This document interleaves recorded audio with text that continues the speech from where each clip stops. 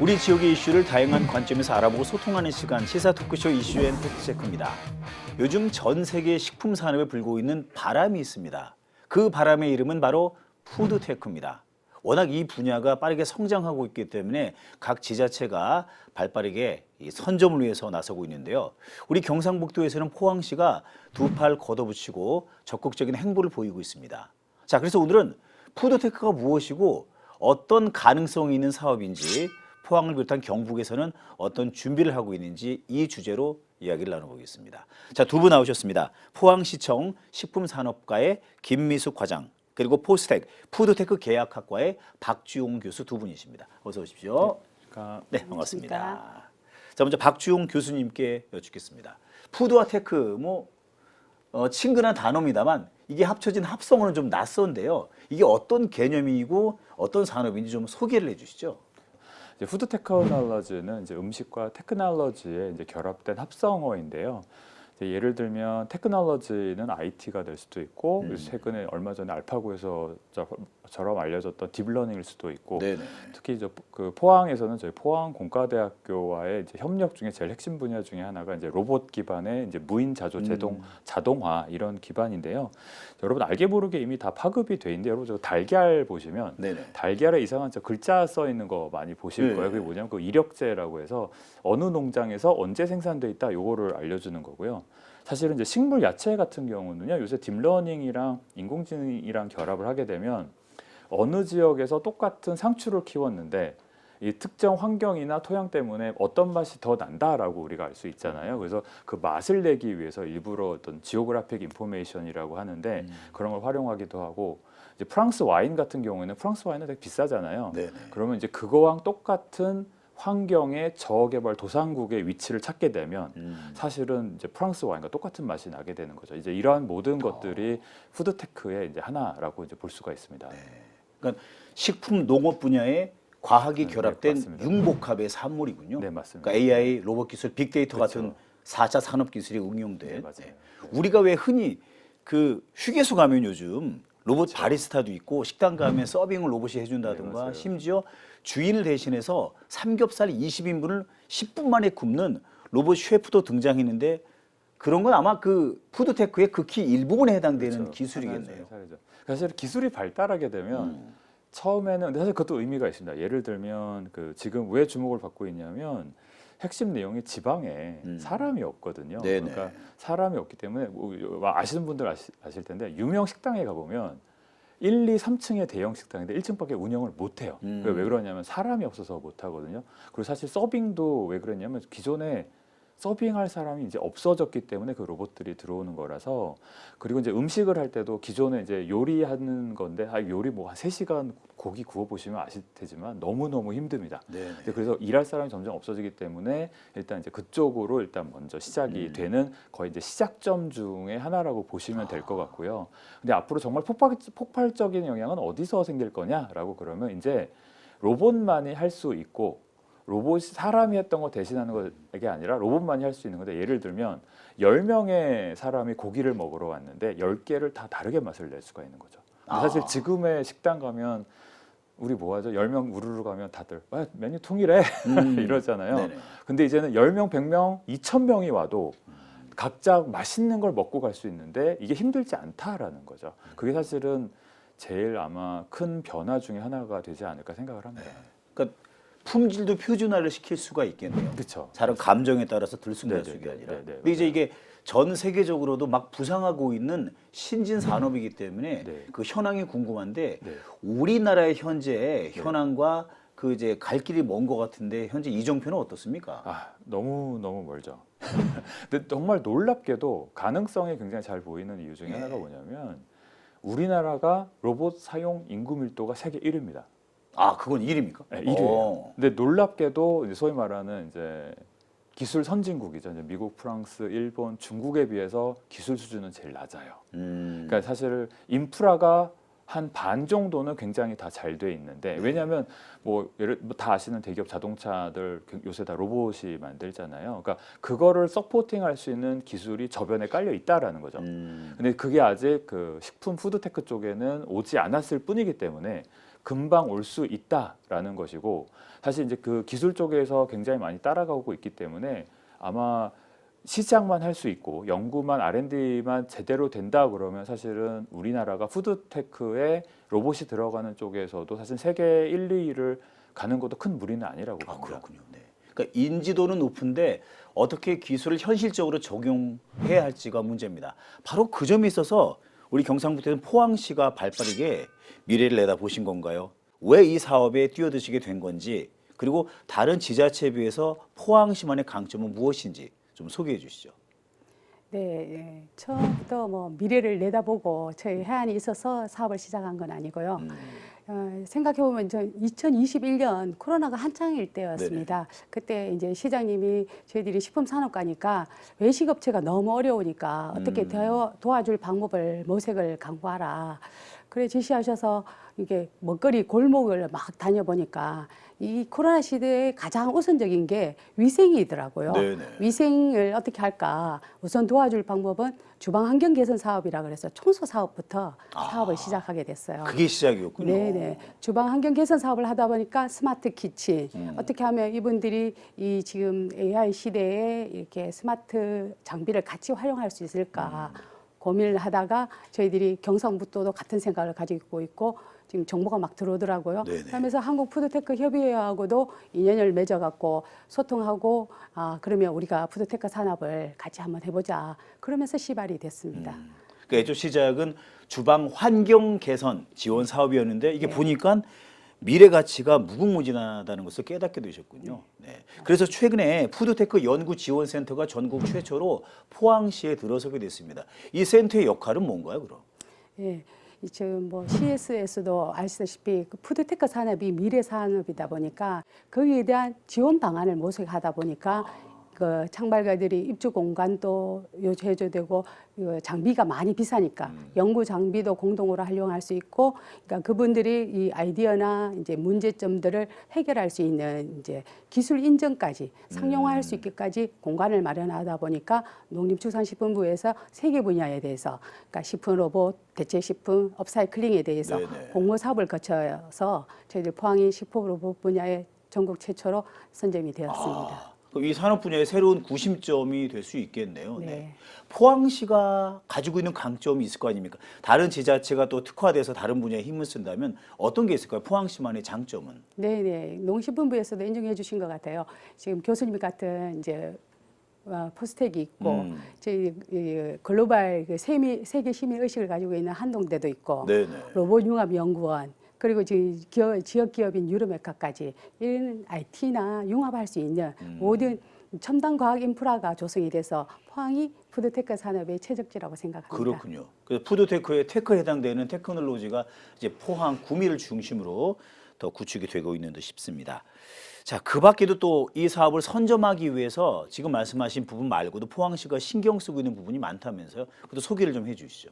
네, 저희들이 지금 교수님과 함께 저희 유르메카에서 저희들이 로봇 카페를 지금 이제 포항 청소년 문화재단이라는 이제 꿈틀이라는 센터가 있습니다. 네네. 거기에 푸드테크가 아직 이제 일반 대중인들한테 익숙하지 않은 단어라서 홍보와 이제 이 뭐랄까요, 외식업체들이 이렇게 푸드테크 산업을 수요자 입장에서 네네. 많이 활용하려면 교육과 홍보가 필요하다 해요. 교수님이 주도하에 그 카페를 운영할 예정입니다. 네. 교육도 하시고 공부도 하시고.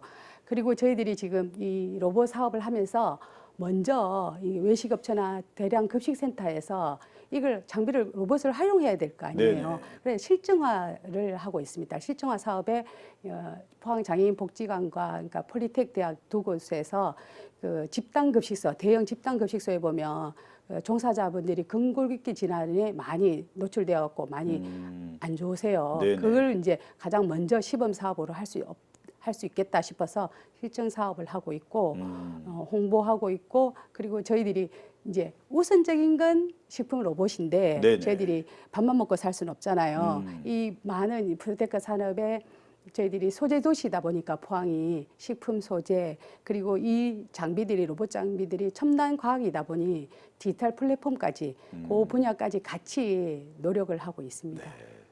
그 이제 밥만 먹고 살 수 없다 보니라고 말씀을 하셨지만 사실은 어떤 산업보다도 미래 가능성이 높은 게 아니 인간은 전 세계 누구라도 먹지 않으면 죽지 않습니까? 네. 그러니까 이 분야에 신경을 쓰다 보면 이게 가장 큰 블루오션이 될 수 있겠다는 생각이 듭니다. 근데 이렇게 빠르게 성장하고 있는데 관련 인프라라던가 법적인 제도는 너무 좀 뒤처지고 늦다 이런 얘기가 있던데 어떤 부분에서 그런 차이를 느끼십니까? 일단 우리가 한번 아까 잘 말씀해 주셨지만 시기 얼마나 중요하냐면 네. 서울 사람들이 지방에 솔직히 예전에 간다 그러면 관광 때문에 갔잖아요. 요새는 젊은 사람들이 맛있는 데를 먼저 찾아요. 맛집을 먼저. 네, 맛집을 먼저 찾고 그 다음에 근처에 있는 관광지를 갑니다. 네네. 그러니까 이게 소위 말하는 어떤 우리가 규모의 경제를 봐서 서울과 지방의 어떤 서로 어떤 시너지 관계를 갖고 돌아간다 그럴 때 지금 가능한 구조는 사실 식품밖에는 없습니다. 그래서 그게 굉장히 중요하다고 하는데 지금 제가 사실은 한 몇 년 전에 서울에 있는 이제 세로스길이라고 이제 가로수길 옆에 있는 그 식당들 중에 테크놀로지를 잘 많이 받아들이는 회사들하고 협업을 한 적이 있는데 그러니까 서울에 굉장히 맛있는 음식점들이 많잖아요. 네. 왜 맛있을까를 봤더니 역시 뒤에서 보이지 않는 노력을 굉장히 많이 하시는데요. 근데 보통 딱 서울 공간이 굉장히 비싸잖아요. 그러니까 어디서 하시냐면 화장실 앞에 거기에 이제 실험 주방기기 갖다 놓고 거기서 테스트도 하시고 거기서 먹고 그래요. 왜 그러냐 했더니 실제 주방은 쓸 수가 없대요. 왜냐하면 거기는 장사해야 되니까. 장사 끝나면 다음 타임 준비해야 되고 이러니까 그 건물에 지하 어디 막 이상한 데에서 화장실 앞에 이런 데서 실험하시고 테스트하고 그런 것들이 다시 메뉴로 나오고 그러니까 우리가 사실 뭐 우리나라에서 세계적으로 유명한 피겨스케이팅 선수도 나왔고 골프 선수도 나왔고 축구 선수도 나왔지만 아 우리가 저렇게 잘하는 사람들이 어떻게 나왔어의 그 이면을 돌아보자면 보이지 않는 곳에서 굉장히 끊임없는 많은 시간 동안 노력하고 실패한 그게 사실 보이지가 않는 건데 그 보이지 않는 그걸 어떻게 제공을 해줄 것인가 그게 사실 이제 푸드테크 R&D 네네. 센터에서 제공해 주는 거고 그때 아쉬운 점이 있다면 이제 그거에 관련된 제도나 이런 것들이 아직은 없었기 때문에 그리고 잘 인지도도 떨어졌기 때문에 어떤 제도적이나 이런 면에서 많이 부족한 면이 사실 굉장히 많습니다. 예를 들면 푸드 갖고 로봇을 주방기기를 만들어서 조리를 해야 되면 모든 음식이 닿는 모든 기기는 인증을 받아야 됩니다.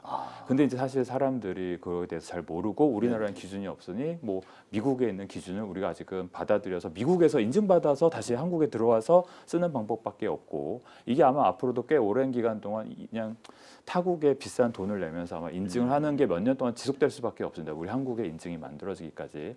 그리고 음식 규제 같은 것도 어떤 제조식품 같은 경우에도 그 세금 같은 경우에 우리나라에서 제조를 하게 되면 이상하게 돈을 더 많이 내야 돼서 수입을 하는 게 어쩌면 더 이로운 이런 경우도 사실은 규제가 많이 있는 걸로 좀 알고 있습니다. 이런 것들을 아마 좀 정부 차원이나 포항시 차원에서 아마 좀 해결을 좀 해주셔야 하지 않을까 생각을 좀 합니다. 네. 말씀 듣고 보니까 앞으로의 그 음식은 손맛이 아니라 기술 맛이 될 것이다라고 예측해 볼 수 있겠는데 지금 이제 법적 제도가 좀 미비하고 뒤처지잖아요. 그 와중에도 포항시는 조례까지 바꿔가면서 능동적으로 대처하고 계시다고요. 네, 농식부가 푸드테크 육성에 관한 법률을 그러니까 법률을 제정을 준비하고 있는데 그에 발맞춰서 우리 포항시에서도 그 조례를 지금 이제 진행 절차를 밟고 있는 중이고요. 네. 거기에는 이제 계획 수립, 그 연구 지원 방안, 인력 양성 등 많은 것을 포괄적으로 담고 있습니다. 그래서 이 창발과 외식 업체들이 많이 참여하셔서 이제 더욱더 육성할 수 있도록 저희들이 최선을 다할 계획입니다. 네. 제도적 뒷받침을 위해서 포항시가 애를 많이 쓰고 있군요. 요즘 저 한국 음식이 전 세계적으로 인기라고 하지 않습니까? 네. 우리는 그냥 어쩌다 먹는 김밥이 세계적으로 가장 핫한 음식이 되겠고 이런 K푸드라든가 K키친 프로젝트 사업도 준비하고 계신다고요? 어떤 거죠? 예, 그 저희들이 이제 푸드테크 산업을 이제 단편적인 식품 로봇 분야만 할 것이 아니라 이제 어떻게 하면 이제 통합적으로 플랫폼을 구축할 것인가를 고민하다 보니까 K키친 프로젝트 안에는 이제 식품 클러스터를 조성해서 핵심 기업을 육성하고 네네. 앵커 기업을 육성하고 그러니까 여기 푸드테크 계약학과처럼 전문 인력도 양성하고 그 인력 양성 다 해도 상용화가 돼야 될 것 아닙니까? 상용화까지 4개 프로젝트를 이어가려고 이제 목표를 잡고 이제 상용화에 따라 아까 처음 얘기했던 주방 환경 개선 사업, K 키친 주방 모델 이게 이 모든 디지털 플랫폼으로 데이터가 또 중요하니까 디지털 플랫폼까지 같은 사업을 계획을 하고 추진하고 있습니다. 그러니까 그런 사업을 추진함에 있어서 한국 음식이 세계적으로 인기를 얻고 있다는 점은 굉장히 긍정적인 시너지로 작용할 수 있겠네요. 저희 생각에는 이제 이게 이 지금 AI 시대에 저희들이 앞서갈 수 있는 게 우리만의 한국적인 맛 같은 거를 외국에서 유튜브를 보고 갖고 그걸 우리나라의 식재료를 가지고 한국 음식을 만들 수 있다는 거. 그런 게 이게 글로벌에 저희들이 K키친이나 K푸드가 세계적으로 나갈 수 있지 않을까 하는 생각을 하고 있습니다. 그게 또 기술의 힘일 테고요. 네. 이제 세계적으로 보면 해외에서는 이제 근본적인 분야까지 연구를 하고 있는 것 같습니다. 예를 들면 이 대체 단백질 식물성 음식이라든가 배양육 같은 경우도 원래 소를 키우면 2년 이상 걸리고 산림을 훼손하고 기후 환경 문제가 심각한데 몇 주 만에 고기를 만들 수 있는 배양육 기술이라든가 이런 부분까지 신경 쓰는데 우리는 사실 이렇게 보면 유통이라든가 뭐 배달, 밀키트 정도에 머문 것 같은데 세계적으로 경쟁하기 위해서는 어떤 노력들이 필요할까요? 이게 사실은 대체육을 할 때 처음에 대체육이 뭐 사실 또 지금도 대체육은 그 배양육이라고 하기도 하죠. 배양육과 물론 대체육은 다른 거긴 한데 배양육 연구할 때 성공이 보였겠어요. 그 실패할 것처럼 보였을 텐데도 다양한 연구 중에 하나니까 지원도 많이 받을 수 있었겠죠. 이제 푸드테크 같은 게 해외 경쟁력을 가지려면 사실은 제가 유학 생활을 되게 많이 오래 했는데 해외에서 제일 생각나는 게 뭐냐면 지금 그 비싼 사과 맛입니다. 이게 해외 사과를 먹어보면 향이 별로 없어요. 왜 그러냐면 그 소위 말하는 기계 생산에다가 표준화된 방식을 썼기 때문에 맛이 다 일괄적이 되고 장거리에서 오기 때문에 향이 다 죽죠. 이제 소위 말해 후숙 과정을 잘 많이 거치지 못한 거죠. 근데 우리나라에 사실은 그 사과라든가 과일들이 특히 딸기 같은 경우는 너무나 유명해졌죠. 네. 맛있기로. 이제 이런 것들이 사실은 세계적으로 알려지려면 그 보이지 않았던 수많았던 그 딸기 맛을 향상시키기 위해서 다양한 종류들의 딸기를 키워보고 테스트해봐야 되는데, 그러니까 우리가 제일 중요한 세계적으로 성공하려면 다양한 삶에 대한 존중이 필요하고 그 다양한 삶에서 다양한 맛이 나올 수 있는 연구를 하기 위해서 이런 어떤 시도를 존중해주고 시도를 할 수 있는 공간을 마련해주는 사실은 그 시발점 중에 하나가 푸드테크 R&D 센터인데 제가 보기엔 너무 작습니다. 너무 작아. 이게 지금 국비 50억에 지방비 한 100억 정도에서 150억짜리인데 뭐 지금 포항에서 동사무소 하나 짓는데 200~300억이 들어가요. 그러니까 지금 동사무소에 조그만 한 칸에서 지금 하는 거거든요.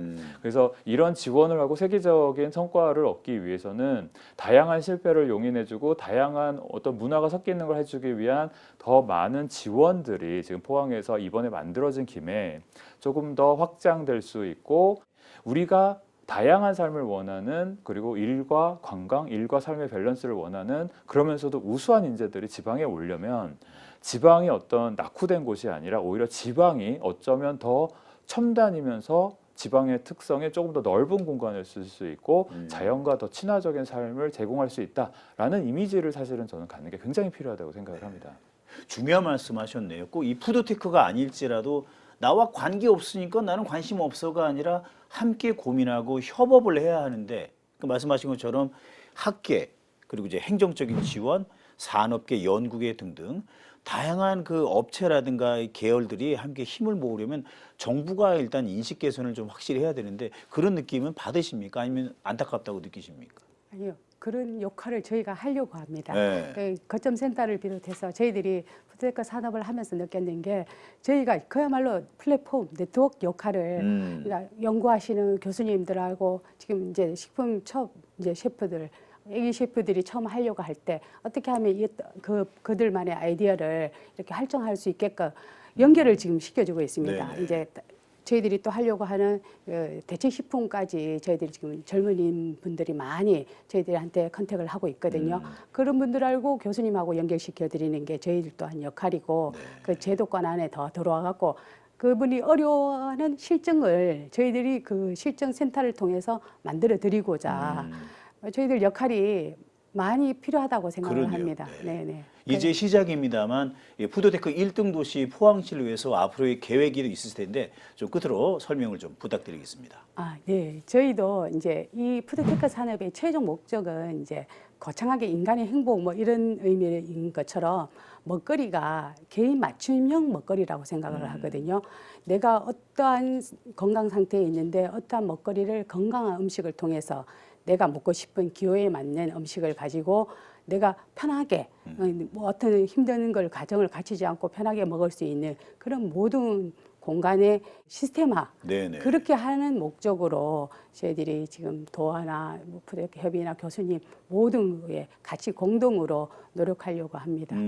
최선을 다하겠습니다. 그 어떤 나라보다도 고령화 또 1인 가구도 늘고 있고 말씀하신 것처럼 각각의 환자에 맞는 질병에 맞는 특화된 음식이 필요하기 때문에 우리가 선도해 나갈 가장 큰 장점이 한국에 있다고 봐도 과언이 아니겠습니다. 자, 끝으로 푸드테크 산업이 1등 산업이 되기 위해서 뭘 보완하면 좋을지 전문가의 고견 끝으로 한 말씀 해주시죠.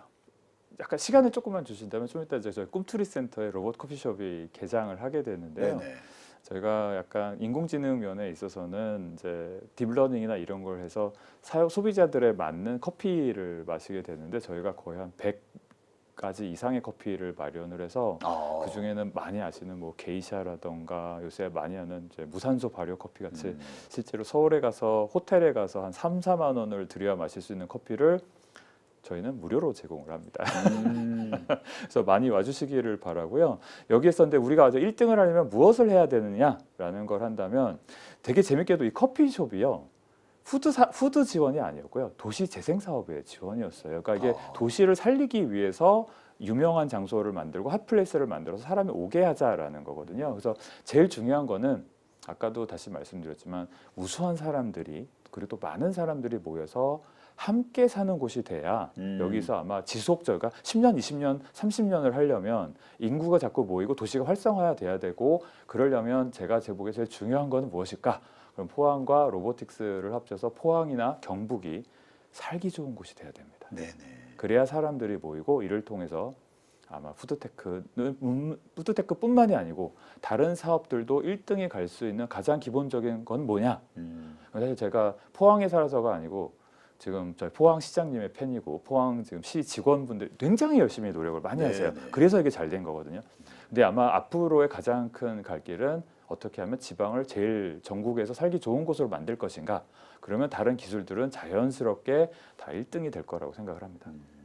결국 중요한 것은 궁극적으로 지방이 잘 살기 위함이라는 것을 오늘도 깨닫게 됐습니다. 자, 여러분께서도 푸드테크가 무엇인지 또 어떤 방안들을 포항시와 경상북도가 준비하고 있는지 잘 알게 된 계기가 되지 않았을까 싶습니다. 오늘 과장님, 교수님 좋은 말씀 감사합니다. 수고 많으셨습니다. 자, 이 푸드테크 시장이요. 데이터를 보니까 국내 시장은 60조, 전 세계는 무려 7,000조에 육박한다고 합니다. 말 그대로 전 세계가 주목하는 신세계라 볼 수 있겠습니다. 가히 푸드테크 혁명이라 할 수 있겠는데요. 식품과 그리고 농업, 과학이 어우러진 융복합 시대에 우리 포항시를 비롯한 구미, 경상북도가 그 선두에서 대한민국을 이끌었으면 좋겠습니다. 자, 오늘 방송은 여기까지입니다. 다음 이 시간에도 다양한 주제와 함께 인사드리겠습니다. 감사합니다.